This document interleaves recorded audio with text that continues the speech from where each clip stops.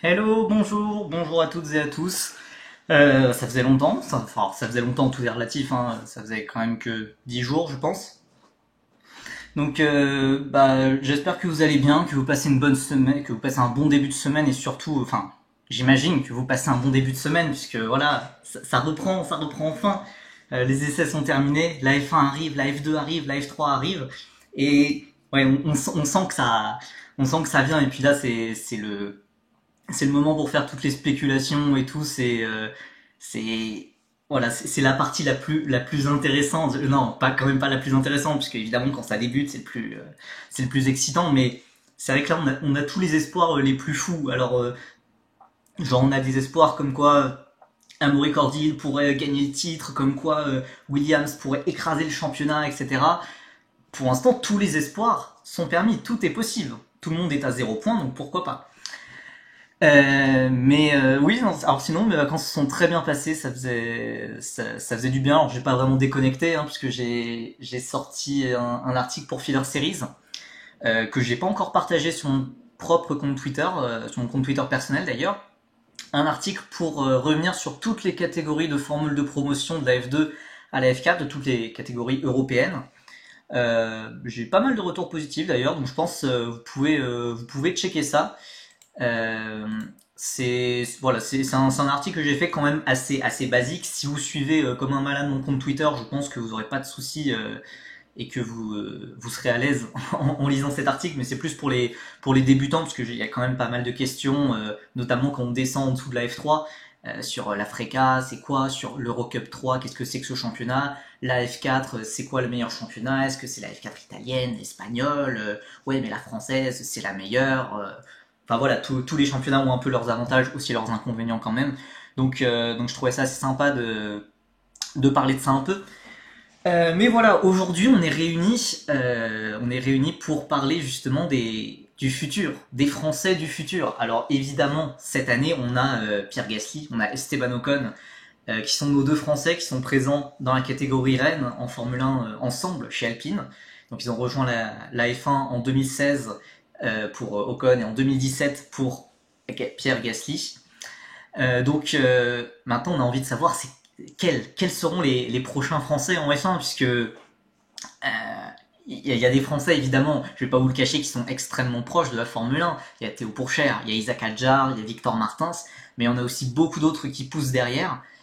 Et donc, voilà, le but de ce live, je sais pas combien de temps prendra ce live à peu près, faudra voir, mais le but du live sera de voir lesquels ont le talent pour monter en F1, mais aussi lesquels auront le financement, le soutien, et ça c'est beaucoup moins évident, puisque le talent, il y a peut-être même des dizaines de Français, je m'avance peut-être un peu, mais il y a peut-être des dizaines de Français qui ont le talent pour monter en F3, en F2, peut-être en F1, mais le soutien, ça c'est beaucoup plus rare.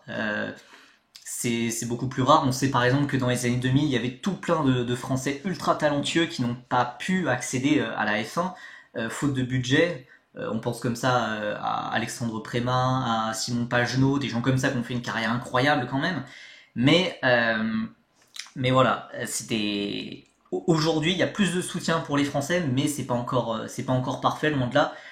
Euh, alors, pour ça, je vais me baser sur le fil Twitter que j'avais fait samedi dernier. Donc, ouais, c'était pendant ma semaine de vacances, mais bon, voilà, j'ai pas vraiment décroché non plus, hein, comme vous pouvez le voir. Donc, dans ce thread, je parle de globalement tous les pilotes engagés qui ont été officialisés ou pas encore, pour certains, de la F2 à la F4. Et évidemment, on va s'attarder sur le pilote le plus proche de la F1, vu qu'il est pilote de réserve, c'est évidemment Théo Pourchaire. Euh, Bonsoir, salut Chris. Euh, Théo Pourchaire, est-ce qu'il ira en F1? Ça, c'est vraiment la grande question. Il a été vice-champion en titre de Formule 2. Il repart pour une troisième année. Maintenant, il est intégré vraiment à l'équipe de Formule 1 Alfa Romeo Sauber. Il est troisième pilote, il est pilote de réserve. Il aura sûrement plusieurs séances d'essais libres, pas mal de séances d'essais privées également. Donc voilà, il va vraiment faire partie intégrante de l'équipe de F1, ce qui n'était pas le cas les années précédentes. Il faisait partie de l'académie, il faisait partie Il faisait parfois un ou deux tests en tant que jeune pilote Sauber, mais là vraiment il est pilote de réserve, donc il remplace Robert Kubica, qui était beaucoup plus expérimenté évidemment et beaucoup plus riche grâce à son partenaire polonais PKN Orlen, qui est parti pour AlphaTauri. Mais voilà, donc Théo Pourchaire a maintenant ce nouveau rôle, et c'est le seul d'ailleurs, le seul français à avoir un rôle aussi important dans une équipe de F1. Adjar et Martins, ils ne sont pas vraiment intégrés dans les équipes de F1, ils sont des jeunes pilotes, ils pourraient arriver en F1 dans le futur, mais voilà, pour l'instant ils ont juste un statut de jeunes pilotes. Pour continuer un peu, pour parler de Théo Pourchaire déjà, le plus important, comme je dis dans le thread, c'est que il va avoir deux missions. Il va avoir la mission de réussir en F1, réussir sur les tests en F1, battre Zhou, avoir un bon retour technique, avoir une bonne relation avec les ingénieurs, les mécaniciens, et a priori, il sera quand même pas mal jugé sur ça. Donc il sera jugé un peu en interne face à Zhou, face à Guan Yu Zhou, le titulaire, mais surtout évidemment, il y aura la saison de F2 qu'il faudra bien gérer, qu'il faudra gagner. Alors même si, dans le guide Auto Hebdo, il y a quelque chose d'assez intéressant que dit Théo Pourchaire. Donc le guide Auto Hebdo, le guide F1 Auto Hebdo, hein, je le recommande, mais ça c'est la Bible pour commencer pour commencer pour commencer la saison de F1 sur les bons rails simplement. Hein. Mais évidemment, il y a quand même quelques pages sur les formules de promotion avec notamment les interviews courtes, des très courtes interviews même sur les Français. Adjar, Martins, Novalak, Pourchaire, donc les 4 Français en F2. Et il ne dit pas que contrairement à l'an dernier en fait, il ne dit pas que le titre est indispensable. Et ça c'est vraiment intéressant. Il dit, au vu de la façon dont s'est déroulé l'année dernière, je serai plus réservé cette fois quant à l'obligation de gagner le titre. J'ai commis des erreurs, je n'ai aucun mal à le reconnaître, mais après avoir vécu autant de soucis mécaniques et de malchance, je ne vais pas arriver en disant que c'est la gagne ou rien. Je connais mon potentiel, Sauber ne m'a pas fixé d'obligation, mon job principal et prioritaire c'est celui de 3ème pilote F1. Tout le monde sait qu'il reste encore du potentiel en moi à aller chercher un petit peu partout, notamment en qualification, où tout n'a pas été parfait cette année. Je vais travailler mon approche également. Donc ça n'a rien à voir avec les déclarations que faisait Théo l'an dernier. C'est évidemment beaucoup ressorti quand Drugovich a été sacré et pas Théo. C'était ses déclarations au début d'année où il était ultra confiant et où il disait ouais Drugovich il est devant mais on va gagner, ça je le sais. Genre c'était très bien d'avoir cette ambition, mais c'était mal exprimé, j'ai envie de dire, puisque vraiment voilà, au final il finit 2ème à plus de 100 points de Drugovich et voilà, la fin de saison s'est pas passée comme prévu. Tout n'est pas de sa faute, loin de là, il y a eu beaucoup de problèmes mécaniques, de crash qui n'étaient pas de sa faute. Mais voilà, c'était très très loin d'être parfait. Et là, il est beaucoup plus réfléchi. Il sait que dans une saison de F2, surtout en Formule 2 d'ailleurs, voilà, tout n'est pas entre ses mains. Voilà, il y a tous les problèmes moteurs, il y a tous les autres pilotes qui peuvent faire des dingueries. Hein. On a quand même des sacrés pilotes. Hein. On a quand même Roy Nissany qui est encore là, on a Amaury Cordil qui est là, on a des Brad Benavides, etc. Bon. Voilà, ça va être compliqué. Voilà, la F2 c'est pas les 22 meilleurs pilotes qui ne sont pas en F1. C'est très loin d'être ça et Théo Pourchaire le sait et c'est que il n'a pas totalement son avis entre ses mains. Et puis voilà, Mechachrome, voilà, comme on dit dans le chat, les moteurs de Mechachrome, voilà, c'est très compliqué et Théo Pourchaire en a fait la très amère expérience avec au moins 4 casse-moteurs durant des courses l'an dernier. Donc voilà, le titre n'est pas indispensable. Oui, après il y a la blessure pour Théo. Je pense pas. La blessure, ça a surtout impacté lors de sa saison 2021, quand Dan Tiktum l'avait blessé à Bakou et qu'il avait eu aussi son accident au départ à Jeddah. Ça, je pense pas vraiment. En tout cas, je l'avais interviewé début 2022 et il avait l'air d'être passé à autre chose, en tout cas. Donc je pense pas que les blessures l'aient beaucoup freiné. Et ART qui recule dans la hiérarchie, on me dit dans le chat, bah c'est difficile à dire. Au-delà de ART, je pense surtout que MP a progressé, donc avec Felipe Drugovich évidemment, mais par exemple ART, ils ont réussi sur les années précédentes, ART finissait 5ème. C'est pour ça que Théo Pourchaire appelle le numéro 10. Et là, cette année, il aura le numéro 5, car ART a fini 3e. Donc il y a quand même une progression de l'équipe. Il y a aussi d'autres équipes qui ont bien régressé, genre Prema qui était très loin du compte quand même l'an dernier. Je pense qu'ils vont rebondir, mais quand même. Donc je pense vraiment que cette saison peut être assez équilibrée entre les équipes, entre MP, entre Hightech, Carlin, ART, Prema, et peut-être d'autres équipes, peut-être Virtuosi avec Jack Douane, mais c'est tout a priori. Donc ça peut être vraiment intéressant de voir ce que va faire, ce que va faire Théo Pourchère. Il a une voiture capable de jouer devant, ça on le sait. Il a la voiture, il a une équipe professionnelle qui a déjà remporté de nombreux titres, qui a déjà remporté le titre avec George Russell en 2018, avec Nick De Vries en 2019. Alors c'est vrai, ça fait quelques temps maintenant qu'ils n'ont pas gagné le titre, mais quand même c'est un passé pas si lointain non plus. Hein. C'est pas comme Dams qui n'a plus gagné depuis 2014, quelque chose comme ça. Donc voilà. Ils auraient dû avoir le 4 et le 5. Bah non, ART ils ont le 5 et le 6 parce qu'ils sont la troisième équipe au championnat normalement. Donc ils ont les bons numéros. je comprends pas trop la remarque, mais donc non voilà. Donc Théo Pourchère va avoir, il va être engagé sur deux fronts à la fois et il va devoir être parfait sur les deux fronts. Il va devoir être parfait en F2, parfait en F1 et il n'y aura pas trop le droit à l'erreur. Et il faudra progresser, comme il le dit, surtout en qualification. Puisque s'il ne progresse pas en qualification, ça va quand même être un gros défaut. Il va partir avec un gros désavantage dans la course au titre face à des pilotes comme Jack Douane, qui est très fort en qualification, sûrement plus qu'en course. Mais voilà, genre les qualifications où Théo fait 8ème, 7ème, c'est plus vraiment acceptable. Genre le gars dans son canapé qui dit ouais non c'est plus vraiment acceptable. Euh, non mais enfin voilà pour viser la F1 je pense que vraiment il va devoir progresser en qualification et d'ailleurs c'est une faiblesse qu'il a totalement visée lui-même et, euh, et voilà. Oui après Dams bah on en reparlera peut-être, on en reparlera vendredi et aussi mercredi avec Anthony Drevet de Dams, mais oui avec le rachat par Charles Pic l'équipe semble vraiment sur la bonne pente, sur la pente ascendante avec des bons pilotes enfin voilà ils ont Iwasa et Arthur Leclerc.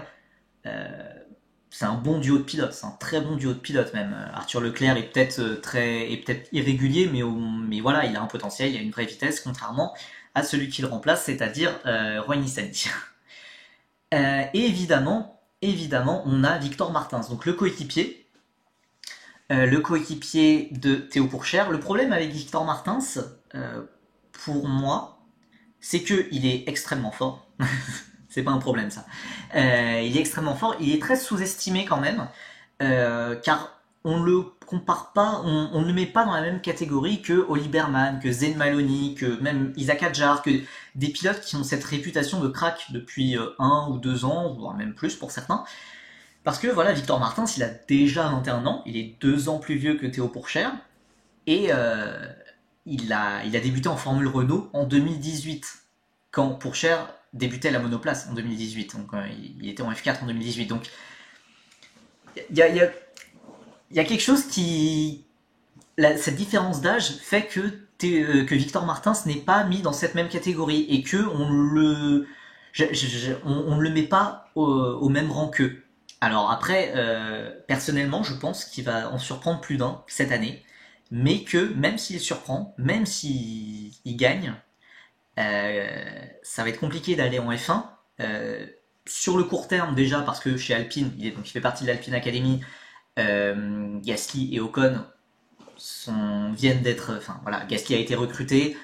Ils vont pas changer de duo de pilote en un an, à moins qu'il y ait une catastrophe, ce que je n'espère pas, s'il vous plaît. Ne vous ruinez pas cette équipe de France, s'il vous plaît. Euh, oui, après 21 ans, ça reste jeune. Non, c'est sûr, 21 ans, ça reste jeune. Mais comparé à rien qu'aux autres Français, à Pourchère, à Hadjar, qui ont 19 et 18 ans, c'est pas pareil. Et d'ailleurs, Victor Martins aurait pu monter bien plus rapidement les échelons. Hein. Quand il fait deuxième de Formule Renault Eurocup en 2019 à 7 points de Piastri, normalement il doit monter en F3, mais il n'a pas le budget pour, Renault le lâche. Et en F3 en 2021, il fait cinquième, il fait meilleur rookie. il mérite de passer en F2 directement. Mais voilà, il y a toujours eu une sorte de mauvais timing, et ce mauvais timing qu'il a eu pour passer en F3, qu'il a eu pour passer en F2, bah, il risque de se répéter aussi malheureusement pour passer en F1, puisque voilà, la situation chez Alpine est bloquée. Elle est bloquée aussi bien pour Jack Doohan que pour Victor Martins. Et après ça, pour 2025, c'est possible qu'en 2025, il y ait un changement de pilote. La situation va être super instable au niveau du marché des pilotes de F1. Il y a beaucoup de contrats qui s'arrêtent en 2024. Et c'est possible que entre Gasly et Ocon, il y en ait un qui saute, peut-être pour rejoindre une autre équipe. Mais voilà, Gasly et Ocon, c'est pas un duo, en tout cas personnellement, que je vois pérenne et durable dans le temps, vu que voilà, c'est deux pilotes qui sont exactement au même niveau de leur carrière, ou même qui ont le même statut. Euh, va forcément y avoir des dégâts, va forcément y avoir un pilote qui va un peu dominer l'autre, peut-être beaucoup dominer l'autre. Je pense pas personnellement, mais voilà, donc à un moment, l'un de ces deux pilotes va partir, dans la douceur ou pas, on verra comment ça se passe. Mais voilà, en 2025, c'est possible qu'il y ait une place libre chez Alpine. Et là, faut espérer que Victor Martin soit là au bon endroit, normalement, et au bon moment. Puisqu'après, il y a d'autres pilotes Alpine qui poussent derrière. Il y a Nicolas Tsolov qui est quand même très très jeune, il y a Gabriel Emini, etc. Voilà, faut faire attention. Euh, Martin, c'est un pilote proche de Schwartzmann dans l'idée, non. Prometteur, mais la F1 semble inaccessible de manière imméritée. C'est un peu ça. Après, Schwartzmann avait quand même plus de soutien financier, alors que Martin, c'est plus compliqué niveau soutien. Et d'ailleurs, Martins, je l'avais déjà dit dans un précédent live, dans le live sur les junior teams, c'est que Martins ne répond pas à la logique, à la nouvelle logique en tout cas, de l'Alpine Academy. Euh, Maintenant, Alpine comme Ferrari d'ailleurs, ils veulent des pilotes autonomes financièrement. Donc genre, Ferrari et Alpine peuvent les aider un peu, faire certains tests de F1, des choses comme ça, mais ils vont plus financer une carrière entièrement comme ils le faisaient il y a quelques années encore, voire même presque une décennie. Il y a une décennie, voilà. Euh, Maintenant, ils n'ont plus ça. Et en fait, Alpine a adopté cette philosophie qui vient de la Ferrari Driver Academy. Ils ont adopté ça l'an dernier. Mais sauf qu'ils pouvaient pas se permettre de virer Victor Martins. Victor Martins, c'est pas un pilote autonome financièrement. Il est assez autonome pour faire des saisons de F4, pour faire des saisons de Formule Renault, mais pour faire des saisons de F3, pour faire des saisons de F2 à plusieurs millions d'euros, c'est pas possible. C'est pas possible. Oh bah d'ailleurs, j'ai pas vu Tim. Bah salut Tim. Enfin, qui me suit enfin. C'est pas trop tôt quand même. Euh, donc ouais, voilà, Victor Martins, voilà, c'est pas un pilote autonome financièrement. Et Alpine, je pense qu'ils aimeraient bien s'en débarrasser. Sauf que, puisqu'ils sont obligés de recruter des pilotes très moyens, mais avec un énorme budget, comme Hayden Neat, qui n'a rien à faire dans une académie de F1, honnêtement, pour financer justement la saison de Martins. D'ailleurs, c'est a priori pour cette même raison que Oli Caldwell avait été recruté l'an dernier. Ça faisait aucun sens, mais c'était probablement pour financer la saison de Martins. Donc, Martins est dans une situation très particulière, puisqu'il a vraiment pas le droit, très déçu du melon de l'animateur, mais je m'inspire de mon ancien boss, hein, Tim. Bref, qu'est-ce que je disais? Je sais plus ce que je disais. Bravo Tim, super. Ouais, non, Victor Martins, enfin voilà, il a pas le droit à l'erreur, c'est ça. Puisque s'il fait une erreur, s'il fait une saison un peu moyenne, genre moyen plus, bah il va être viré sans ménagement. Alors que en gagnant le titre F3 comme il l'a fait, Victor Martins, il a fait une prise d'otage de Alpine. Genre si Alpine le virait et le mettait pas en F2, ça allait être un scandale. Ça allait être un scandale. Et évidemment, Alpine a du coup recruté un pilote payant pour financer la saison de Martins et pour le placer dans une très bonne équipe ART en F2. Voilà. Après, qu'en est-il de ses espoirs en F1? Je sais pas, hein, ça paraît. Tant que Alpine a qu'une seule équipe et ne peut pas placer ses pilotes ailleurs, c'est très compliqué. Il y a toujours l'option un peu Williams. On se rappelle que Alpine voulait placer Piastri chez Williams au début, mais c'est ultra hypothétique, hein. Donc Martins en F1, pour moi, il le mérite totalement, mais j'ai du mal à le voir. J'ai vraiment du mal à le voir. Euh, il fera une carrière incroyable, quoi qu'il arrive. Ça, c'est pas un souci. Il fera une carrière gigantesque. Je pense, même en endurance. En endurance, je pense que Martin chez Alpine, alors ça peut jouer les victoires aux 24 heures du Mans, hein, totalement, puisque Martin a vraiment ce côté régularité, ce côté, voilà, qui est vraiment bien, enfin, qui est vraiment parfait pour l'endurance. Euh, ouais, le Dacia F1 Team, voilà, ça serait bien. Ça serait bien, un petit coup de projecteur en plus sur la Roumanie en F1, voilà, ça serait atypique. Ça serait atypique. Non, mais en fait, faudrait une deuxième équipe pour que Alpine puisse passer ses pilotes, puisque voilà, ils ont une académie très très bonne. Et c'est terrible de perdre des pilotes. Enfin, voilà, d'avoir perdu Piastri, je sais même pas comment une académie peut s'en remettre. La Douane, qu'est-ce qu'ils vont en faire? Martin, qu'est-ce qu'ils vont en faire? Les seuls qui peuvent arriver avec un bon timing, je pense, c'est Mini et Tsolov. Mais Tsolov est vraiment très très jeune. Donc, va falloir voir comment ça se passe. Donc voilà, Victor Martins. Et Isaac Hadjar. Isaac Hadjar, il a le vent en poupe. Enfin voilà, il a une hype phénoménale. Peut-être trop de hype même. Enfin, je ne pense pas, mais en tout cas, voilà, il y a énormément de hype sur lui depuis sa saison de F3. Où il a joué le titre avec une équipe qui n'était pas capable de jouer le titre normalement. Donc Hightech, qui avait accueilli pourtant Liam Lawson, Ayumu Iwasa, et qui avait été quand même loin de jouer le titre. Et là, Hadjar se ramène, bam, quatrième, trois victoires si je dis pas de bêtises, des pôles. Voilà, c'était très bon. Il s'est fallu d'une qualification à Monza pour qu'il se batte vraiment pour le titre.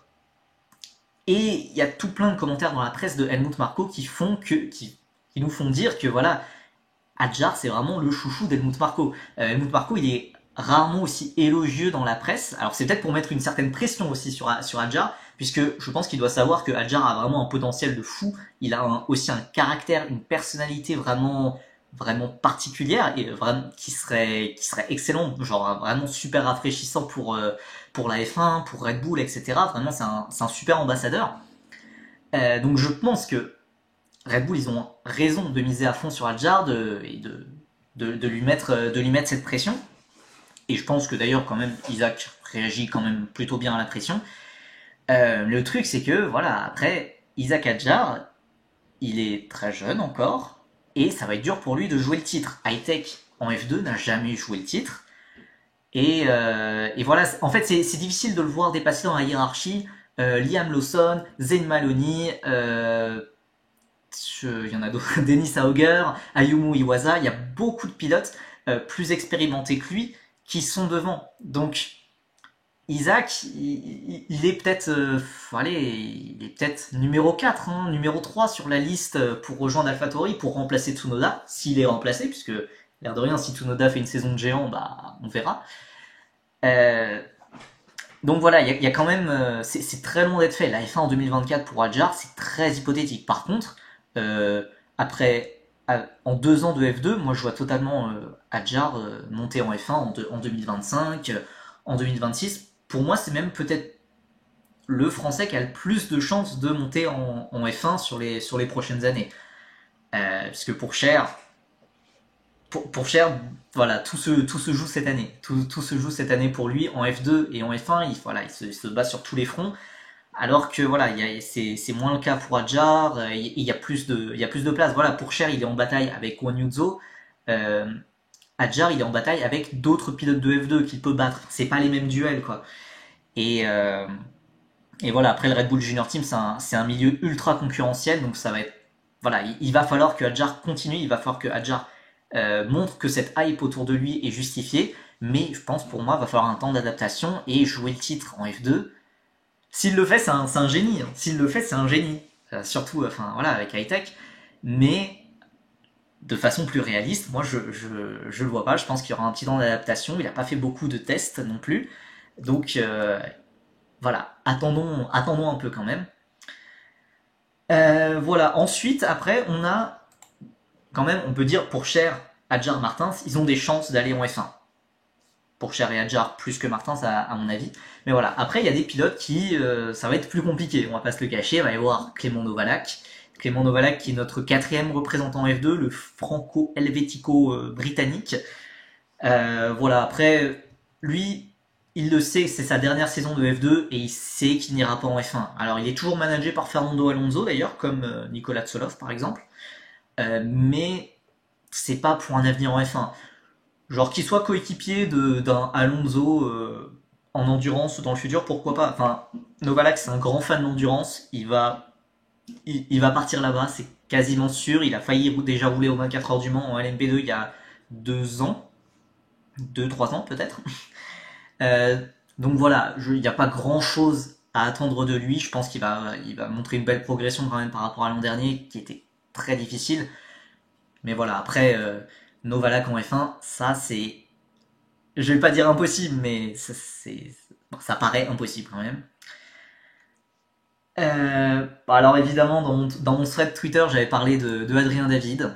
Adrien David, je, qui aurait pu avoir les connexions, hein. On rappelle qu'il est managé par Eric Boulier, qui est quand même pas le premier venu, qui a quand même une liste de contacts assez folle dans tout plein d'équipes, qui a été soutenu par Alpine. Mais voilà, genre Adrien David, ça sera pas en F1, ça sera pas en F2, ça sera pas en F3. Et ça sera pas en WEC, ça sera pas en endurance visiblement, ni en European Le Mans Series. Donc Adrien David, ça devient compliqué là. Faudrait vite annoncer, faudrait vite annoncer ton programme là, puisque c'est assez stressant. Après sur les réseaux sociaux, Adrien David il est très détendu. Il était en vacances à Dubaï, coacher un peu les nabulaires. Donc je pense qu'il était quand même pas mal occupé, puisque coacher les nabulaires, il y avait du travail. Euh, voilà, maintenant qu'est-ce qu'il fait? Il est de retour à Sciences Po. Et voilà. Ouais, la fameuse finale FID où il nous a dit qu'il croyait à la F3. Bah oui, non mais c'est vrai qu'à FID, donc il avait été jury de la finale de FID Racing, donc le concours, hein, vous savez, pour avoir une place de F4 France gratuite, entièrement financée par FID Racing, l'école de Jacques Villeneuve et Patrick Lemarié. Adrien David était le jury, et à ce moment-là, ça ne faisait aucun doute. Adrien David, il allait aller en F3, enfin, avec Alpine, voilà, il discutait avec Carline, il discutait avec une autre équipe qui a priori était Prema, et voilà, tout s'est écroulé. Le monde va vite, hein, et puis même il y a quelques semaines, on l'a Auto Hebdo, Endurance Info l'a annoncé encore chez Panis Racing en LMP2, ce qui aurait été une place géniale. Ça sera pas le cas. A priori de ce qu'on comprend, a priori, avec des petits indices sur ses stories Insta, ce serait peut-être du GT, peut-être en Porsche Super Cup. Il y a une annonce avec un nouveau sponsor, en tout cas avec un nouveau partenaire. Il y avait une Lamborghini Huracan GT3 derrière lui. Voilà. C'est dommage, mais après, bah, je sais pas, vers Lamborghini, en fait, ça a jamais été annoncé. En fait, il doit aller vers du GT, mais je sais pas, il a aussi fait des essais en Porsche Carrera Cup avec le team Martinet by Almeras comme Dorian Boccolacci. Mais voilà, après, c'est pas un drame hein, de faire du GT. Hein. Le GT, c'est trop cool. Voilà, les 24 heures de soi, c'est du pur kiff, c'est génial. Mais, et puis, ben voilà, par exemple, Jules Gounon, donc le pilote français, alors franco-andorran, on va dire, était vice-champion de F4 France en 2013 derrière Antoine Hubert. Il a arrêté la monoplace après ça, faute de budget.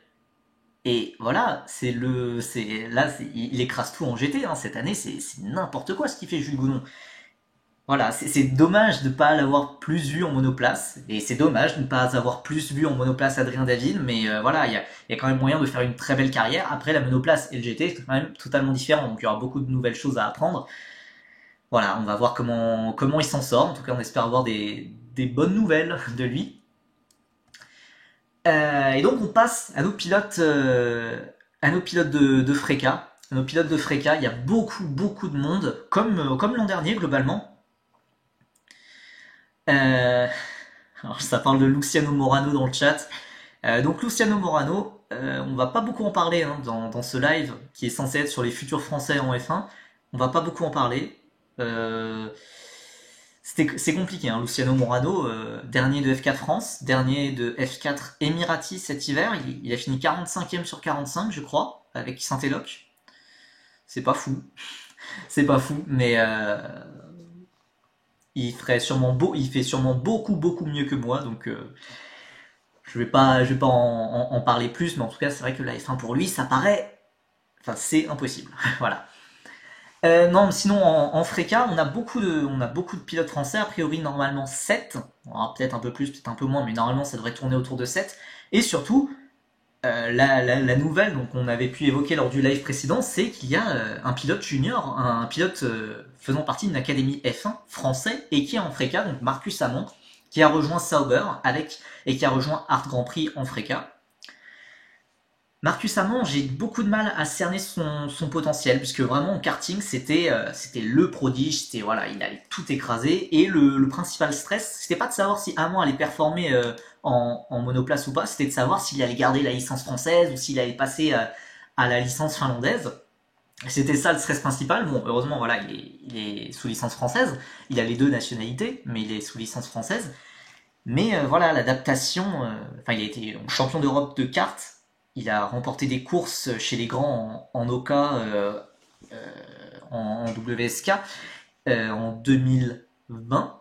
Mais voilà, le passage en monoplace a été très compliqué.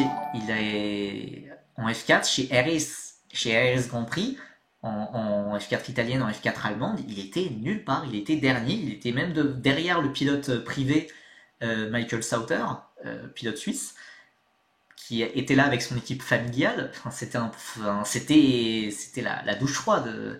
C'était la douche froide. C'était très compliqué pour ses coéquipiers aussi. Victor Bernier et Sami Mektounic, même si Bernier a quand même fait quatrième, ce qui est pas rien de la F4 allemande.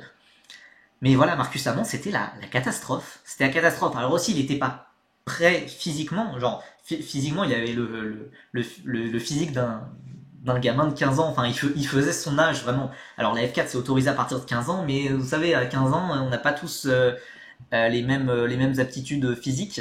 Et a priori, pour Amont, c'était beaucoup trop tôt. C'était beaucoup trop tôt de passer à la monoplace. Il aurait dû faire une année de karting en plus. Après, c'est facile à dire maintenant, mais quand t'as une opportunité qui se présente en F4, t'as pas envie de la refuser. Ça peut se comprendre aussi. Mais, euh, mais donc voilà, il a eu droit à une deuxième chance en F4 dans une équipe plus expérimentée, US Racing, avec laquelle Pourchaire avait gagné le titre d'ailleurs en 2019. Ça s'est mieux passé, il a fait 9ème, il a fait des podiums. Voilà, on a vu du mieux quand même. On a vu du mieux, il était quand même, il jouait devant, il jouait dans le top 10 quasiment à toutes les courses. Voilà, c'était mieux. C'était mieux. Et surtout, à la fin de l'année, il a eu sa chance pour des essais de Freka. Et là, il a vraiment impressionné. Il a battu Charlie Wurz, et il était vraiment pas loin de Laurens Van Eupen, qui est plus expérimenté, enfin, qui a une saison d'expérience entière en Freka, et qui est un peu le chouchou, qui est un peu le chouchou d'ART. Hein, voilà, il avait un contrat sur 2 ans, Laurens Van Eupen, et voilà, donc Marcus Amont était pas mal du tout. Il battait même Sami Mektounif. Mektounif avait été testé par ART en Freka, et Marcus Amont était devant. Alors, ça reste des tests, évidemment, mais à partir de ces tests, ART a pu définir son line-up de pilotes et ils ont décidé de choisir Marcus Amont au détriment de Sami Mektounif, au détriment aussi de beaucoup d'autres pilotes expérimentés comme Noël Léon, ancien pilote Red Bull, Javier Sagrera, etc. Donc, voilà, Marcus Amont, il a convaincu ART et il a convaincu du coup Sauber. Alors, faut voir maintenant quel est le plan derrière. La Sauber Academy, on comprend pas vraiment non plus qu'est-ce qui se cache derrière cette académie, puisque les 3 pilotes monoplace de Sauber, c'est Théo Pourchaire, donc enfin, toute l'académie est quand même centrée autour de Théo Pourchaire. On a Marcus Amont et Léna Buller. Donc Léna Buller, pilote de F1 Academy, pilote de Freka, 25 ans. Qu'est-ce que on voit pas où va cette académie. Surtout que Léna Buller, elle a pas des sponsors énormes. Elle avait dû arrêter sa saison de Freka, manque de budget. Donc je sais pas, je ne vois pas où va cette académie, mais pour Marcus Amont, c'est au moins un bon truc. Il a voilà au moins un contact en F1, il est dans une bonne équipe. Voilà, il y a quand même un chemin qui peut se tracer vers lui. Voilà, s'il performe, il montera sûrement avec ART en F3 ou une autre équipe, hein, comme Grégoire Saucy, comme Victor Martins avant lui. Donc voilà, il y a vraiment un chemin qui se dégage pour lui. Marcus Amont, il semble avoir quand même des connexions. Il a quand même comme manager Renaud Derlot qui est pas le premier venu non plus. Il a voilà, il est dans ce milieu et donc il y a moyen qu'il grimpe. Maintenant, alors, donc je suis assez rassuré, question budget, question contact, management, etc. Maintenant, au niveau du talent, est-ce qu'il peut vraiment monter jusqu'à la F1? Pour moi, ça me paraît énorme. Et j'ai du mal j'ai du mal à le voir monter jusqu'en F1. Marcus Amont, je l'aime bien, mais je pense que ça peut bloquer. La saison de Freka, ça sera vraiment un truc, un révélateur pour lui. On pourra vraiment le juger face à des coéquipiers d'un bon niveau, mais pas trop. Enfin, voilà, c'est pas un niveau comme Andrea Kimi Antonelli. Genre si Marcus Amont finit derrière Andrea Kimi Antonelli, on l'excuse parfaitement. S'il finit derrière Van Eupen et Wurtz, ça la fout mal quand même. Enfin, ça la fout mal. C'est ultra méchant, mais vous voyez ce que je veux dire. Donc, faut voir ce que Marcus Amont peut faire. Et on a Owen Tangavelou qui a signé chez Trident. Alors ça, c'est vraiment une super bonne surprise. Owen Tangavelou, ça avait été très compliqué ces saisons de F4. Il a démarré le karting à 14 ans. C'est ultra tard. Il y a eu une saison de kart, 2 saisons de F4 France. Il avait fini 12e la première année, puis 5e. Et donc le voir performer en Freca l'an dernier avec RPM, bah, c'était une grosse surprise.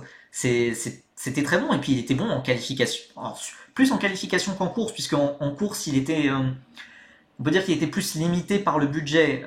Il pouvait pas attaquer à fond comme certains pilotes le font, puisque quand on n'a pas beaucoup de budget, on peut pas se permettre de casser la voiture et de repousser les limites, d'être à 110% de la voiture. On peut pas se le permettre, puisque si on casse la voiture, bah déjà on a l'air fin et surtout bah faut payer. Et voilà, c'est ce qui fait que des pilotes comme Wen Tangavelou ou d'autres, hein, je pense, doivent un peu être sur la réserve comparé à d'autres. Donc voilà, Owen Tangavelou, du coup, il rejoint pas un top team, mais pas loin quand même. Il rejoint Trident.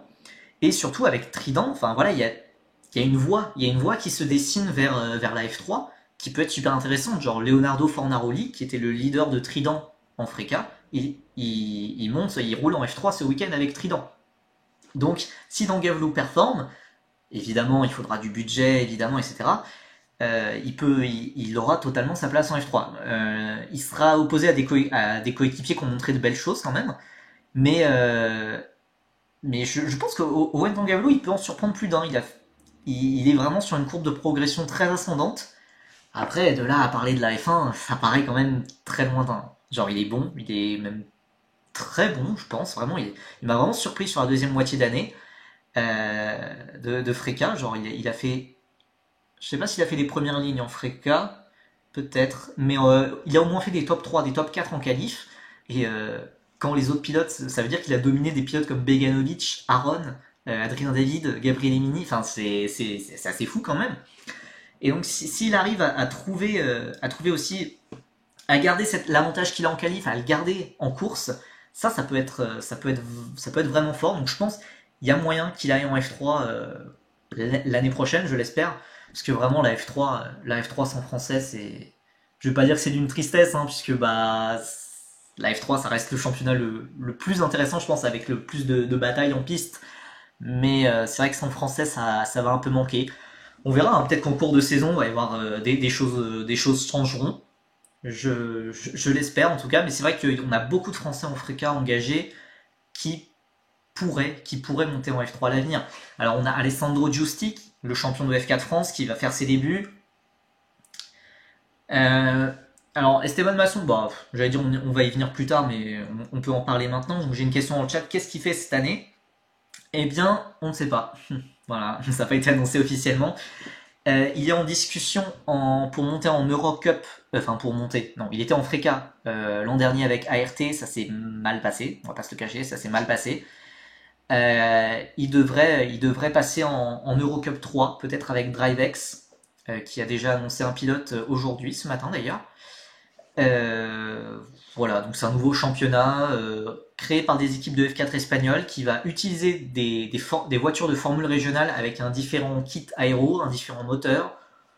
C'est un nouveau championnat qui se lance. Il faut voir ce que fera Esteban Masson, mais voilà, Esteban Masson, c'était pas vraiment prévisible, hein. Genre la saison de domination qu'il avait fait en F4 et le néant. Enfin, c'est vraiment très décevant. Il avait fait des essais excellents, des essais de pré-saison excellents en Freca. Et vraiment, ça a été galère, hein. Ça a été galère. Il a marqué un point, je crois, c'est tout. C'est très décevant. Alors Masseo Capieto, bah on va y venir, on va y venir quand. Allez, on passe un peu. Mais voilà, Masseo Capieto, normalement, il devrait changer d'équipe. Normalement, je sais pas, il est peut-être présent dans le chat, hein, je sais pas, mais Masseo Capieto, normalement, il devrait passer chez RPM. Si les sponsors lui permettent, en tout cas c'est l'objectif, il a beaucoup testé avec eux et il a impressionné, hein. Vraiment il était devant quand même.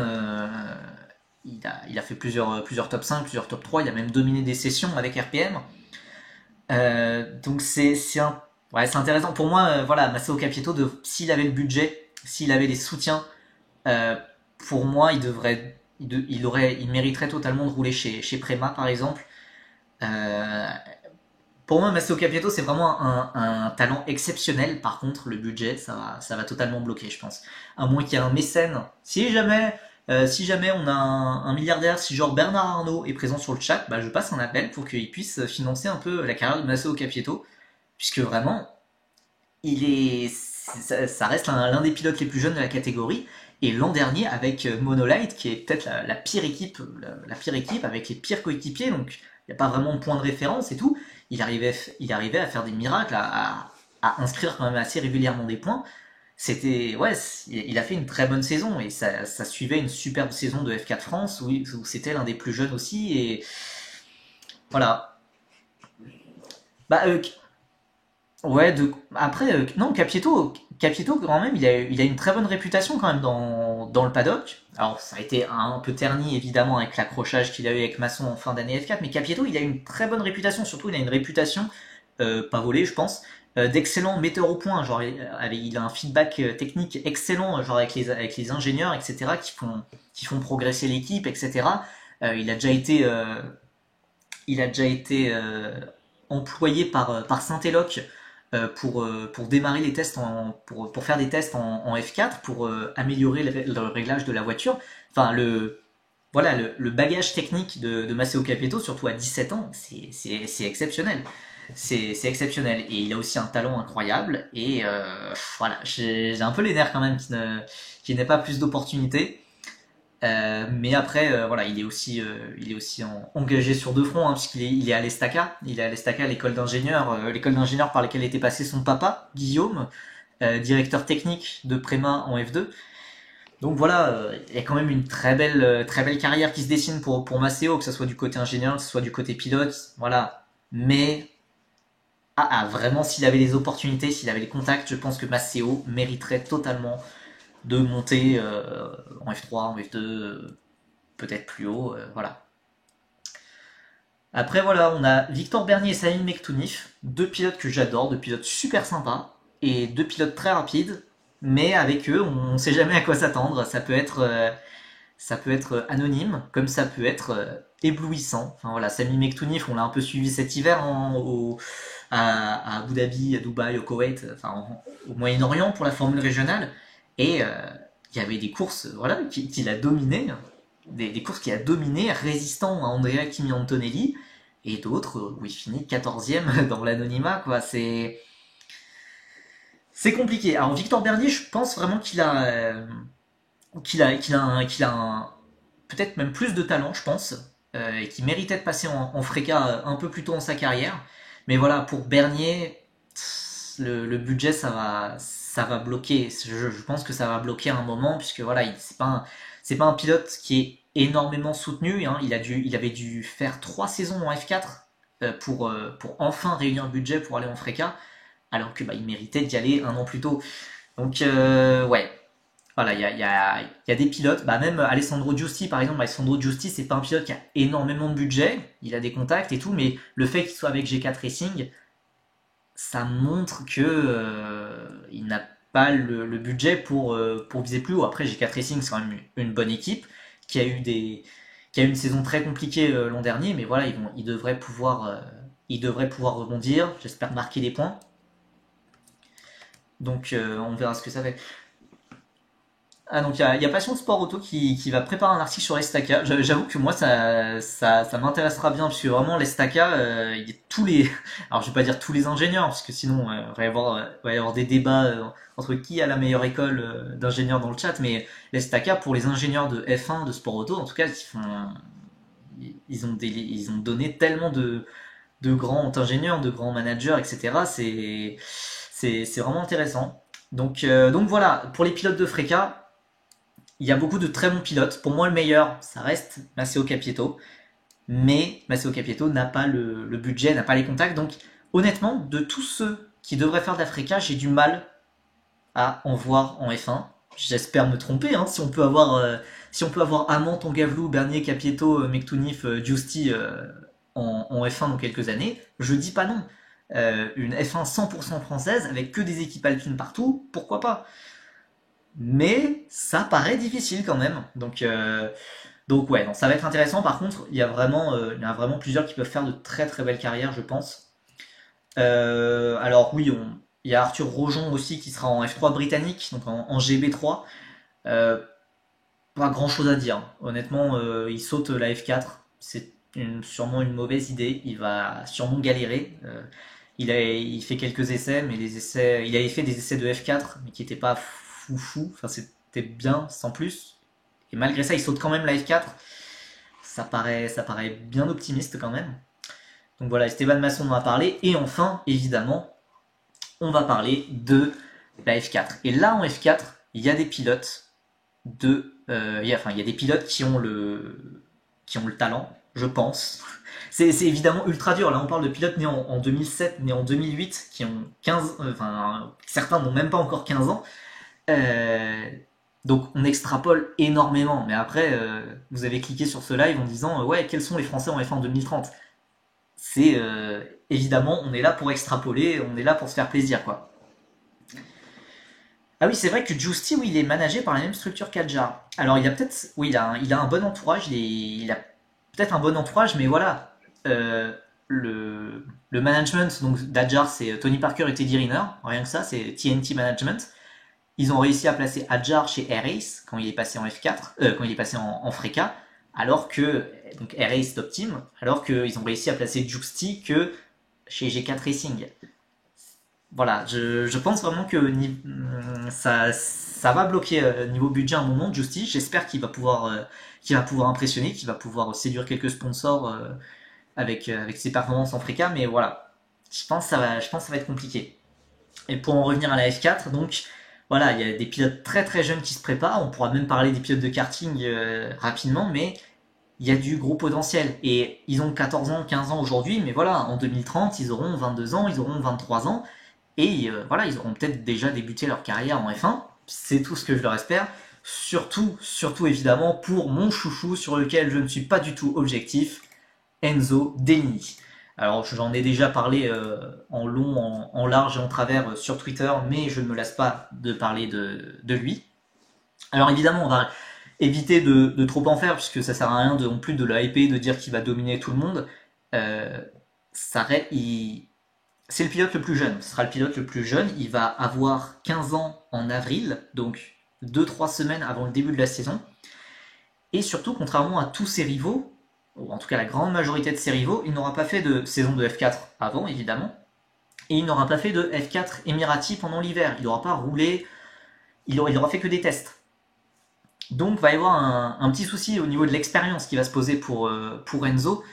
Donc protéger Red Bull, voilà, donc c'était la signature du Red Bull Junior Team. Helmut Marko a flashé sur lui. On rappelle qu'il est managé par Guillaume Le Goff, donc le même agent que Pierre Gasly, le même agent aussi que Nick De Vries ou d'autres. Donc voilà, Enzo Dell'Ini, il a les contacts, il a le bon manager et il est dans le Red Bull Junior Team. Donc les opportunités, il les a. Maintenant, ça reste un pilote extrêmement jeune et qui va avoir besoin de temps, d'un temps d'adaptation quand même. Ses tests chez Campos sur certains circuits étaient exceptionnels. Voilà, en rythme de qualif, il a l'air très très bon. En rythme de course, des retours que j'ai eus, il est très bon. En tout cas, il est facilement devant certains de ses coéquipiers. enfin, il est facilement devant ses coéquipiers comme Matteo De Palo qui a roulé en Formula Winter Series et qui a gagné une course, qui a fait 2 pôles. Euh, voilà.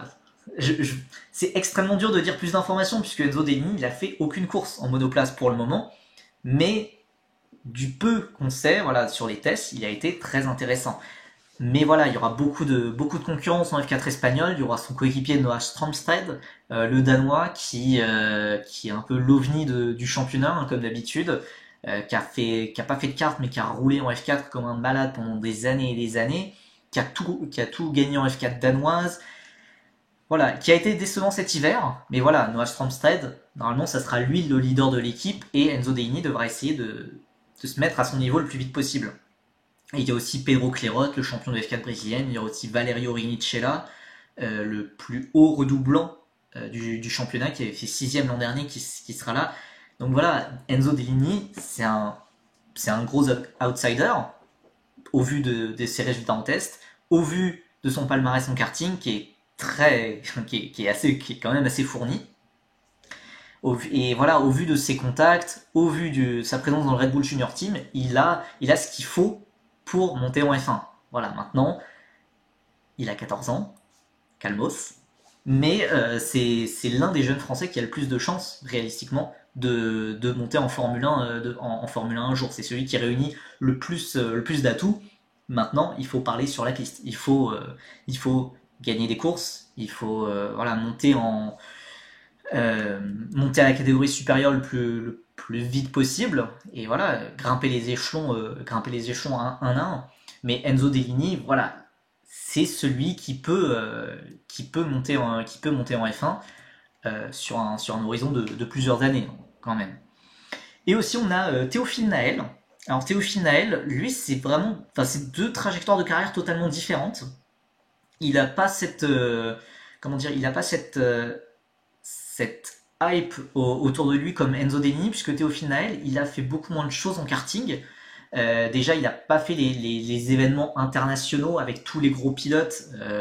Enzo Dell'Igny, il est passé dans les mêmes catégories que Antonelli, que Tsolov, que Rafael Camara, que tous les grands pilotes de la génération d'avant. Théophile Naël, lui, il a jamais fait les catégories seniors. Il a fait que les catégories juniors, donc pour les 12-15 ans. Il s'est jamais frotté au grand en karting. Et il est passé très rapidement en monoplace dès ses 15 ans. Et en fait, tout le projet, a priori, de Saint-Éloque est globalement autour de lui. Saint-Éloque, c'est une équipe stéphanoise, donc enfin, une équipe de Saint-Étienne. Théophile Naël, c'est un pilote de Saint-Étienne aussi. Donc voilà, forcément, le fait que Saint-Éloque arrive en F4 avec lui et que ça soit vraiment lui le pilote leader, parce que pour l'instant les autres pilotes, les coéquipiers de Naël chez Saint-Éloque n'ont rien montré, même si certains sont français, ils n'ont rien montré, comme Luciano Morano, voilà. Théophile Naël, il y a aussi la possibilité qu'il monte en Freca très rapidement, voire même peut-être au cours de l'année. J'espère pas quand même, j'aimerais bien qu'il fasse la saison entière de F4, mais voilà, dès ses 16 ans, techniquement, il peut monter en Freca chez Saint-Éloque. Pourquoi pas, puisque Saint-Éloque arrivera en Freca arrive en Freca cette année. Donc il y a quand même il y a quand même un bon entourage, puisque Saint-Éloque, c'est quand même Morgane Caron qui est derrière. Morgane Caron, très proche, par exemple, de pilotes comme Charles Leclerc, qui a une énorme expérience. Le directeur technique, c'est Julien Simon-Chotan, donc on connaît chez Canal+, évidemment, mais qui est l'ancien ingénieur de piste de Kimi Raikkonen. Donc voilà, Saint-Éloque, Naël, il y a des contacts. Le talent, oui, mais c'est dur de s'avancer pour l'instant. Il fait énormément de bonnes choses, en tout cas pour une équipe aussi jeune. Mais après, en fait, j'aimerais bien le voir face à des coéquipiers de plus haut niveau, puisque là, vraiment, les coéquipiers avec qui il a été l'an dernier et cet hiver, c'est catastrophique. Et c'est très dur de le jauger par rapport à ça. J'aimerais bien avoir un vrai pilote, je suis méchant dans mes formulations aujourd'hui, mais un vrai pilote pour pouvoir vraiment le jauger, pour savoir vraiment ce qu'il vaut véritablement.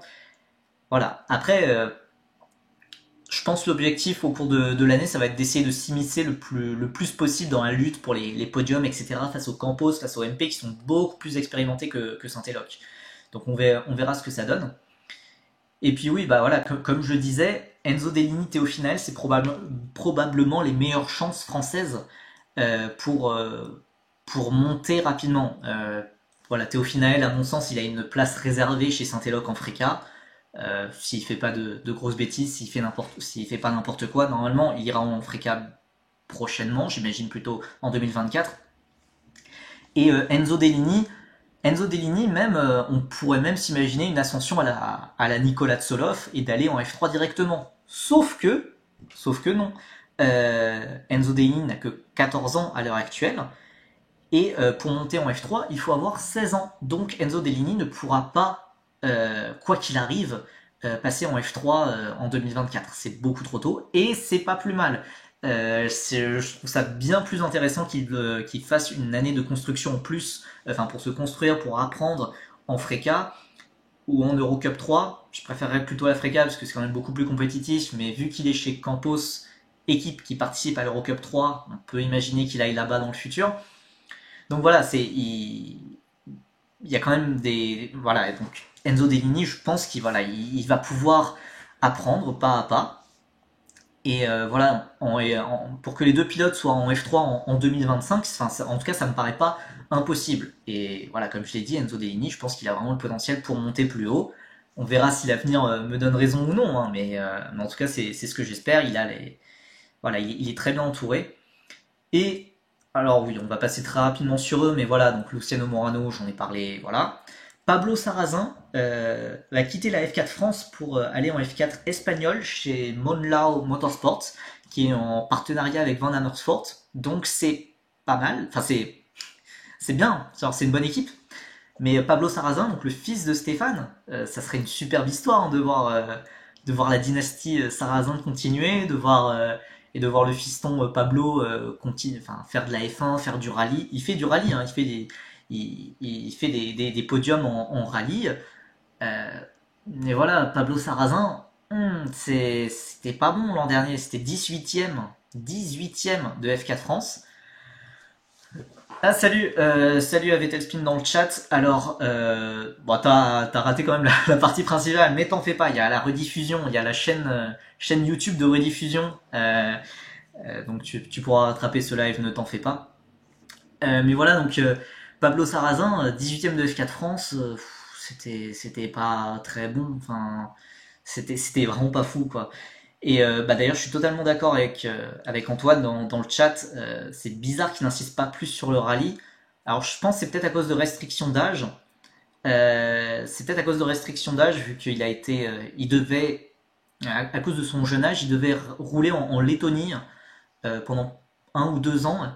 Parce que justement en France, je crois qu'on peut faire du rallye qu'à partir de 16 ans, de ce que j'ai compris. Je suis pas un spécialiste du rallye, mais c'est ce qu'il forçait Pablo Sarrazin à faire du rallye en Lettonie. Euh, voilà, et puis il a l'air d'avoir des bons résultats en rallye.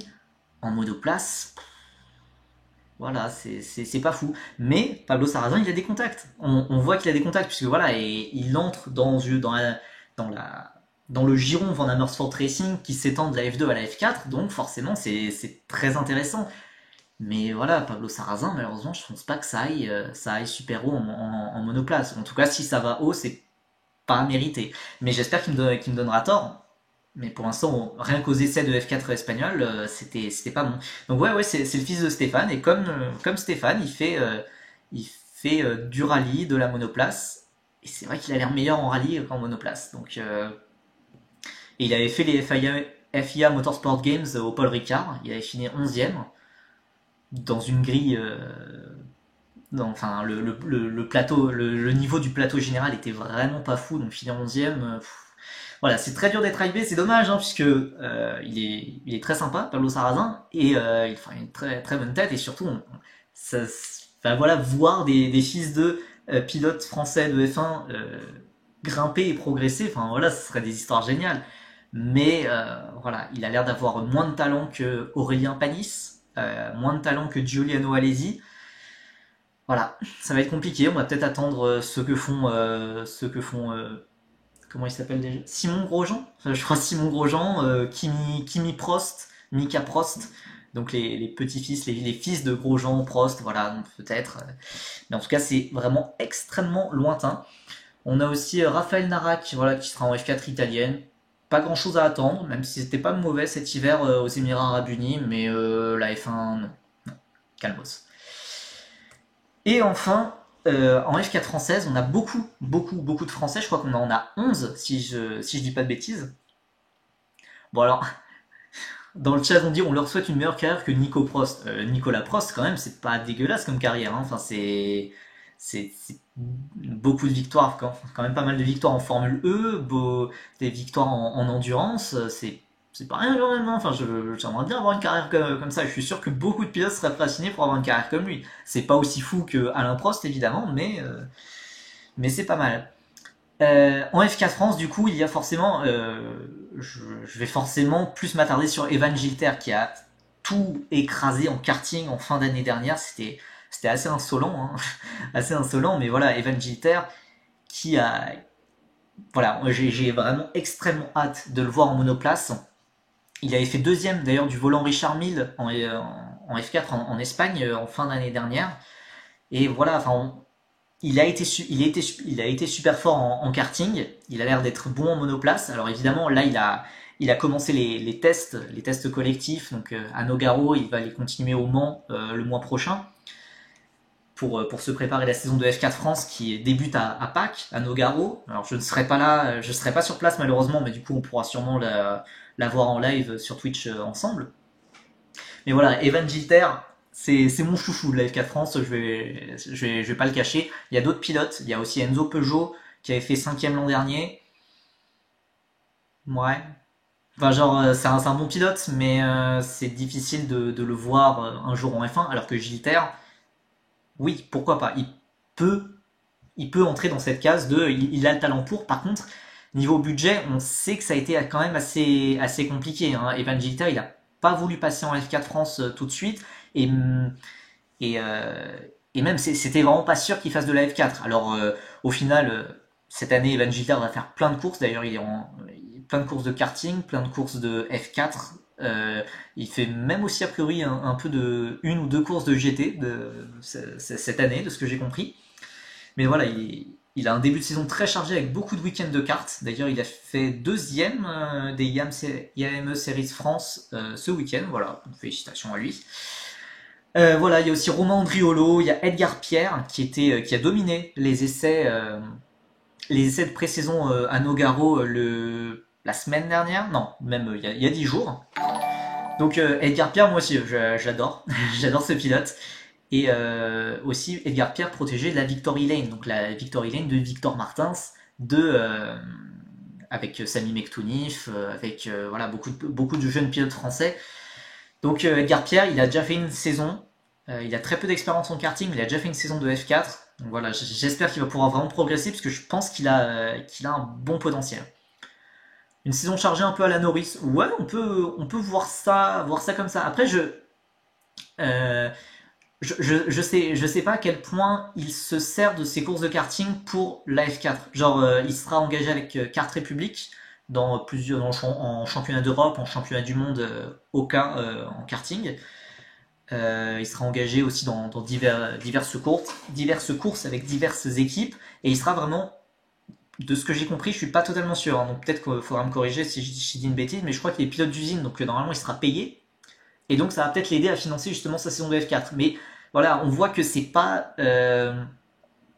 pareil que Enzo Deligny. Genre niveau budget, voilà, il faut faire des petits boulots à côté. Enfin, les petits boulots, c'est le karting. C'est sympa comme petit boulot, mais voilà, donc j'aime beaucoup ce pilote, mais je pense que ça va être compliqué. Ça va vite se compliquer niveau budget. Après, voilà, il prépare déjà le GT, visiblement. Je sais pas exactement. J'imagine le GT4 France. Je sais pas, j'ai pas plus d'informations dessus, mais a priori, il va faire une ou deux courses en GT.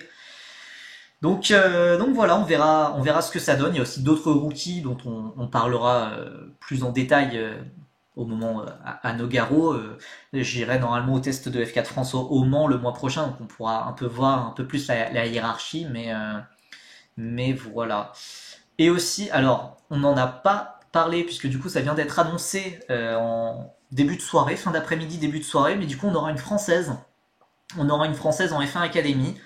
Donc vous savez, le nouveau championnat 100% féminin, on aura Lola Lovinfos. Alors je sais pas exactement comment on prononce Lola Lovinfos ou Lovinfos. Voilà. Donc elle signe chez Campos. Et j'ai pas envie d'être trop dur avec elle car elle reste très jeune et pour la F1 Academy, c'est le, le bon type de pilote. C'est une pilote jeune qui a fait un peu de F4 et qui a été toujours avec des équipes bien nulles quand même. Alors, Lola Lowenfoss, elle devrait pas viser la F1, elle va sûrement pas aller en F1, mais j'avais envie d'en parler quand même. Mais voilà, elle a toujours été avec des équipes très nulles en F4 espagnol, donc GRS et Théo Martin Motorsport. Voilà, là elle sera chez Campos en F1 Academy. C'est bien qu'on lui donne une chance dans une meilleure équipe. Voilà, je suis pas convaincu. Elle avait quand même un bon palmarès, enfin un bon palmarès. Elle avait quand même fait des bons top 10, des top 20 en karting.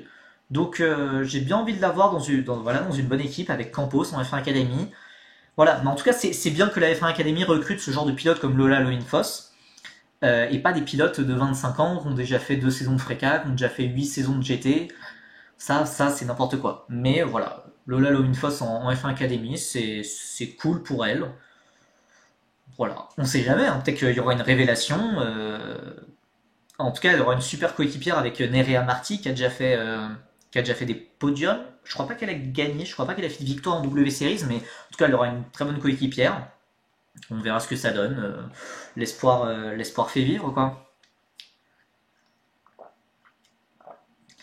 Et évidemment, il y a beaucoup de. Ouais, il y a une pole. Ouais, oui, oui, il doit y avoir une pole, mais je crois pas qu'il y avait des victoires. De toute façon, il y avait Chadwick qui avait tout gagné.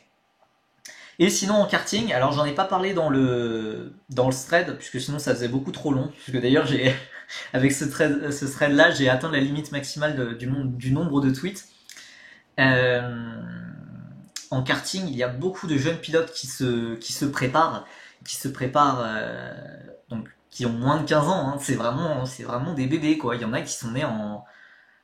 Attendez, je m'apprête à vous parler de pilotes qui ont entre 14 et 9 ans. Je crois 9 ans. Donc, 9 ans, ça veut dire que c'est des pilotes qui sont nés en 2014. En 2014. Je sais pas si vous vous rendez compte, mais il y a des pilotes, il y a des bébés, pour moi c'est des bébés, mais qui sont nés en 2014 et qui font du kart, et qui font du kart au niveau international, qui sont français et qui gagnent des courses. Alors, évidemment, c'est ultra lointain, il peut se passer encore tellement de choses d'ici là. Voilà, les pilotes qui ont 9 ans, bah voilà, ils sont en catégorie mini 60. Et bah justement, Nitram Nitra, c'est rigolo que tu parles de 9 ans, ils pourront commenter la F4 France cette année, parce que justement le pilote de 9 ans qui avait été invité à commenter la F4 France avec Jacques Sabatier, sur le stream officiel de la F4 France, c'était Stan Fago. Stan Fago, 9 ans, et enfin bon voilà, j'en ai déjà parlé, mais voilà, les commentaires de Stan Fago sur la course de F4 France, bah, c'est les commentaires d'un gamin de 8-9 ans, quoi, et c'était, c'était mignon au début, mais à la fin, tu te disais, mais enfin, je regarde quoi là en fait, enfin, c'était hallucinant. Mais voilà, mais en tout cas, ce pilote-là, c'est Stan Fago, et Stan Fago, il fait un excellent début de saison, et j'avais envie de le féliciter, puisque enfin, voilà, je m'étais un peu moqué de lui gentiment sur Twitter, mais voilà, il fait un très bon début de saison, et bah, c'est vrai que ça a l'air d'être l'un des meilleurs pilotes de sa génération, mais voilà, genre, il est né en 2013-2014, enfin, c'est n'importe quoi, mais voilà, il fait un très bon début de saison en national et à l'international. Euh, en- il a fait, oui, oui, à l'international aussi. Et voilà. Bah après, oui, voilà, comme on dit dans le chat, voilà, les commentaires de F4 française, c'est compliqué. On essaiera de changer un peu ça, voilà. Donc, vous pouvez déjà mettre le rendez-vous. Hein. Je vais essayer de commenter certaines des courses. Après, c'est le week-end de Pâques, donc je pense pas que je serai beaucoup disponible, mais je serai disponible sûrement dimanche. Sûrement lundi pour le lundi de Pâques pour la dernière course de F4 France. Et là, on essaiera de commenter ça un peu plus professionnellement que les commentateurs officiels. Et donc, pas de rendez-vous sur Formula pour suivre la saison, malheureusement. Voilà, il faut faire le deuil, Tim. C'est pas évident, mais voilà. Donc voilà, mais pour reparler des pilotes de karting, il y a beaucoup de jeunes pilotes qui se préparent et qui font un début de saison exceptionnel, notamment Jimmy Elias. J'en avais déjà parlé de Jimmy Elias à l'occasion d'un ou deux tweets en fin d'année dernière, puisqu'il avait déjà fait une pole en championnat d'Europe. Et là, il fait son arrivée chez les grands. Jimmy Elias, il a 14 ans, il est né à Évreux, septembre 2008, donc il n'a pas encore l'âge de passer en F4. Mais voilà, là, il roule en Oka chez les grands, et il est soutenu par Esteban Ocon. Esteban Ocon qui avait déjà parlé de lui en 2017. Il avait parlé de ce Jimmy Elias. Voilà, ils viennent tous les deux de la même ville. Les deux familles, Ocon et Elias, se connaissent très bien. Et voilà, il avait fait ce petit coup de pub pour Jimmy Elias qui était devenu le plus jeune champion de France à l'âge de 7 ans. À l'âge de 7 ans, wesh. Bref, moi à 7 ans, j'étais pas champion de France. Hein. Enfin, bref. Voilà, donc Jimmy Elias qui progresse bien et là qui fait des débuts exceptionnels chez les grands en Oka. Il a fait 4 courses déjà en Oka, il a fait 4 top 4, dont 2 podiums. C'est très très bon et il domine des pilotes comme Enzo Tarbanichkoul, nouvelle recrue de Red Bull. Donc c'est vraiment intéressant. Bien sûr, la saison est encore longue, il n'y a pas encore le championnat d'Europe, qui est quand même la compétition principale qui a commencé, mais c'est très prometteur. Donc voilà, faut voir ce que ça donne. Il y a aussi Pacom Weissenburger. Je sais pas exactement comment le dire, mais voilà, Pacom, quoi, comme le comte de Champignac dans Spirou. Je trouve ça très marrant qu'il ait ce prénom-là. Voilà. Qui a 14 ans et qui fait sûrement sa dernière année de karting, qui est aussi protégé par Renaud Derlot, qui est aussi membre de la Victory Lane, qui a des résultats très très bons depuis des années. De toute façon, enfin, on le sait, je crois que il est champion de France en 2021. Voilà, Pacom Weissenburger, c'est des noms à retenir. Je vais peut-être les mettre à l'écrit, puisque là, comme ça, vous allez peut-être pas, peut-être pas retenir. Mais vraiment, Pacom Weissenburger, c'est typiquement le genre de pilote qu'on verra, en tout cas que je pense voir à Feed Racing par exemple, pour essayer d'avoir une saison de F4 gratuite. Euh, Vraiment le niveau de Feed Racing, de l'école Feed Racing de Jacques Villeneuve et Patrick Lemarie devrait être pas mal cette année. En tout cas, on suivra ça. On suivra ça. Je sais pas encore comment m'adapter sur Twitch, puisque vu que je viens sur place, je sais pas comment on va s'adapter sur ça. Mais voilà, donc il y a plusieurs pilotes, donc Jimmy Elias, Pacom Weissenburger, il y a aussi Alessandro Truchot, un pilote franco-américain qui est coaché par le même pilote, enfin par le même coach que Enzo Dellini, donc un ancien champion du monde de karting, Alessandro Travisanuto. Alessandro Truchot qui a 9 ans et qui voilà joue les podiums, joue les victoires en Amérique du Nord et aussi en Europe. Donc voilà, c'est très intéressant. C'est très intéressant. Voilà, même il y a des pilotes de 9 ans qui incarnent la relève du sport auto français. Enfin, je sais pas, je trouve ça fou. Et encore, il y a tout plein, hein, beaucoup de pilotes de karting dont je n'ai pas parlé, parce qu'après on n'a jamais fini. Mais voilà, il y en a qui ont l'air d'avoir des bons contacts. Jimmy Elias, Pacom Weissenburger par exemple. Et voilà, faut voir ce que ça donne. Après, maintenant, pour la F1 en 2030, si je devais faire un prono, je pense qu'il y aurait quand même, alors, ou Gasly ou Ocon. Et je pense l'un des deux seulement, encore restant. Et je sais pas dans quelle équipe, vraiment, quelle équipe, c'est impossible de deviner la grille de 2030. J'ai envie de dire Pourchaire, j'ai envie d'y croire. Vraiment, les essais de pré-saison m'ont beaucoup rassuré sur ART, sur Pourchaire et Martins. Je pense qu'ils vont vraiment faire des saisons de fou. J'espère que je leur porte pas la poisse, mais je pense qu'ils vont vraiment faire une bonne année. Et donc je pense Pourchaire en F1. Martins, j'aimerais bien, mais je pense que ça va être trop compliqué, voilà, niveau contact et tout, etc. Donc Pourchaire, moi j'y crois. Adjar, j'y crois aussi. J'y crois aussi. Et c'est vrai que si on peut avoir un petit Isaac Adjar chez Red Bull, Enzo Dellini chez AlphaTauri, je signe des deux mains.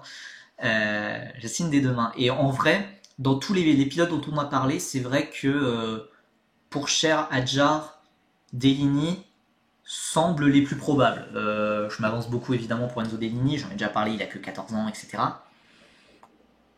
Mais Victor, il y a moyen que Alpine ne glisse dans le deal moteur avec Andretti. J'ai du mal à le croire, parce que déjà comme j'ai dit, Victor c'est pas un pilote payant, enfin c'est un pilote avec très peu de budget. S'il place un pilote chez Andretti, chez Andretti Renault, je pense que ça serait un pilote comme Mini, comme Tsolov, comme quelqu'un comme ça. Et puis aussi, Andretti, ça veut dire pas avant 2026, a priori, s'ils arrivent en F1 un jour. 2026, qu'est-ce que fait Martins en 2024? Qu'est-ce que fait Martins en 2025?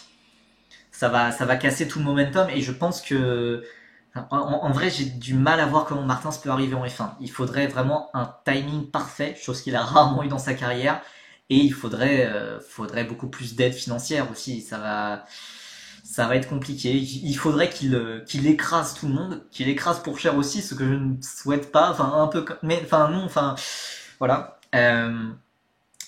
Il faudrait qu'il devienne indiscutable pour la F1 et quand on voit que même Piastri il a attendu un an et que Alpine ne songeait à titulariser Piastri que en 2025 et en le formant chez Williams, enfin c'est dur de croire dur de croire à ça, enfin à l'Alpine Academy pour Martin, ça va être compliqué. Et en vrai voilà, je pense vraiment que Théo va gagner la F2. Et voilà, Théo, il peut être peut-être un leader du projet Audi. Enfin voilà, un duo Bottas-Pourchaire chez Audi. Mouah. Alors je sais pas si Bottas va rester jusqu'ici, mais enfin ça aurait de la gueule quoi quand même. Et Adjar, bon évidemment on en est encore très loin, il faut le laisser faire sa saison de F2, voir ce qu'il donne, puisque c'est quand même, il y a énormément de choses à apprendre entre la F2 et la F3, il y a beaucoup de choses différentes. En F1 ça donnera quoi Théo tu penses? Bah, il est même pas encore en F1. C'est tellement imprévisible. Même Piastri, en fait, je sais même pas à quoi m'attendre avec Piastri. Il a été tellement impressionnant en F2. C'est, c'est impossible. En vrai, c'est une loterie. Moi, j'ai envie de dire, voilà, il est triple champion du monde en 2 saisons. Il est trop fort pour cher. Mais tiens, j'en sais rien. Et c'est aussi une histoire d'opportunité. Enfin. Lando Norris, par exemple, pour moi, il devrait totalement être. Enfin, il a le talent pour être champion du monde. En attendant, il est totalement bloqué chez McLaren. Qu'est-ce qui se passe, genre par exemple, si pour Cher il est bloqué, que le projet Audi marche pas, ce dont je doute, hein, je pense que Audi ça va bien marcher, mais enfin, voilà, si on reste bloqué, s'il y a un manque d'opportunités, si il peut pas trop bouger, si voilà, c'est extrêmement compliqué. Et aussi, je voulais revenir aussi sur le commentaire de Nitram. Ah ouais, cool, plein de Français, puisque je sais qu'il est belge. Et je sais qu'évidemment, pour les Belges, c'est plus compliqué. Ils ont un pilote en F2, Amaury Ricordi, dont on va se passer de commentaires. Il y a aussi un jeune pilote belge de F4 France qui fait ses débuts, Yannis Steven Haydens, qui a fait le même programme de détection que Stoffel Van Dorn. Stoffel Van Dorn, c'est quand même pas n'importe qui, et qui, ben, voilà, il l'a gagné. Yannis Steven Haydens. Voilà. Je ne sais pas du tout ce que ça peut donner en monoplace. Des retours que j'ai eu des gens qui étaient sur place à Nogaro, j'en ai pas entendu parler. C'est peut-être bien, c'est peut-être pas bien. Après, enfin, les gens qui étaient sur place à Nogaro, ils m'ont plus parlé des pilotes français, évidemment. Voilà, faut voir ce que ça donne. Mais c'est vrai que côté belge, c'est compliqué de s'enthousiasmer pour l'instant. Peut-être que ça viendra. Il y a quand même pas mal de jeunes pilotes en karting, hein. La Belgique, c'est quand même une secrétaire de karting. Voilà. Après, c'est difficile de s'avancer plus. Voilà, pour les Belges, je pense malheureusement qu'il va falloir attendre quelques temps. Quelques temps avant de revoir un Belge en F1. C'est dommage, puisqu'avec Van Dorn, il y avait un énorme talent. Mais je pense que le train est vraiment passé pour lui. Donc voilà. Je pense globalement c'est que j'ai pas d'autre chose à dire sur les futurs Français voilà, en F1 en 2030. J'ai envie de dire, voilà, Gasly ou Ocon, plus Pourchaire, plus Adjar, plus Deligny. Oh, ça serait énorme, 4 Français en F1, on n'a pas eu ça depuis 2013. Ça serait fou. Ça serait fou, mais en vrai pourquoi pas. Bah alors, Nitram, Aurélia Nobles, a priori, elle est peut-être en train de passer sous licence brésilienne. Donc, je suis désolé de. Je suis horrible, je casse les espoirs des Belges ici. Force à vous. Force à vous, mais voilà. Donc, évidemment, cette semaine, donc j'en ai pas encore parlé sur Twitter, mais cette semaine, il y a énormément de choses qui arrivent. Donc mercredi, normalement, si tout se passe bien, je dois peut-être revoir avec Anthony Drevet, donc le commentateur Canal+ de la F2 et de la F3, mais on va peut-être faire un live ensemble sur sa chaîne à lui. Donc mercredi soir vers 19h, donc pour parler évidemment de la F2, de la F3. Ça reprend enfin, j'en peux plus. Et deux lives vendredi. Vendredi à 13h30. Vendredi à 13h30, on va parler de la F3 et on va suivre la qualification ensemble. On va commencer par faire une petite tier list de tous les 30 pilotes de Formule 3, de parler un peu de tous les pilotes rapidement et puis de suivre la qualification ensemble. Parce que voilà, c'est là où on aura vraiment les premières vérités voilà, avec ces qualifications. Et en F2, je sais plus quelle heure, attendez, en F2 le vendredi après-midi à, attendez, partez pas s'il vous plaît, à 17h. C'était très long, mais voilà. En F2, le vendredi à 17h, on fera pareil. Tier list de tous les pilotes de F2, desquels mériteraient de passer en F1, etc. Et ensuite, on suivra la qualif de F2. Ouais, alors j'ai le nom du commentateur de la F4 française. Hop, que j'ai mis dans le chat. D'ailleurs, Jacques Sabatier, je le critique en tant que commentateur, en tant que journaliste. Enfin, c'est quelqu'un qui a une énorme histoire, hein, surtout pour Échappement, je crois, mais c'est plus un magazine de rallye, donc je vois pas trop ce qu'il fait là à commenter de la F4 France, à ne pas reconnaître les voitures, à ne pas reconnaître quel pilote est qui. Euh, bah, alors Tim qui est assez virulent dans le chat. Mais en même temps, on va faire des tier lists, sur un site internet, c'est compliqué. Sur un site Wix, c'est compliqué. En format vidéo, c'est quand même plus sympa. Mais donc voilà, donc on pourra parler à 13h30 des pilotes de F3, puis suivre la qualif ensemble, et à 17h des pilotes de F2, puis suivre la qualif de F2 ensemble, et puis voilà. Je commenterai sûrement une course une course de F3 le samedi, une course de F2 le dimanche, et on verra ce que ça donne. Ça, le programme peut un peu plus changer, mais voilà. Donc moi je vais clôturer je vais clôturer ce live avec Tim qui part en vrille dans le chat. Malheureusement, on est en train de le perdre. C'est triste. Une pensée pour Tim et pour Formula, qui vraiment été un chouette site quand même, on va pas se le cacher. Mais donc voilà, donc merci quand même d'avoir suivi ce petit chat, ce petit chat. Oh là là, faut dormir hein, la nuit. Ce live chill quand même pour parler des pilotes français. Ça sera en rediffusion sur Twitch pendant quelques jours. Je crois automatiquement c'est en rediffusion pendant quelques jours. Et ensuite sur la chaîne YouTube Percy VOD. Et d'ici là, moi je vous dis à mercredi, normalement sur la chaîne d'Anthony Drevet. Et sinon à vendredi 13h30. Et bah d'ici là, je vous dis à plus et passez une bonne semaine et régalez-vous bien avec tous les essais, enfin avec tous les essais libres, avec l'excitation qui arrive et voilà. Bonne semaine à tous et à très bientôt. Allez, salut!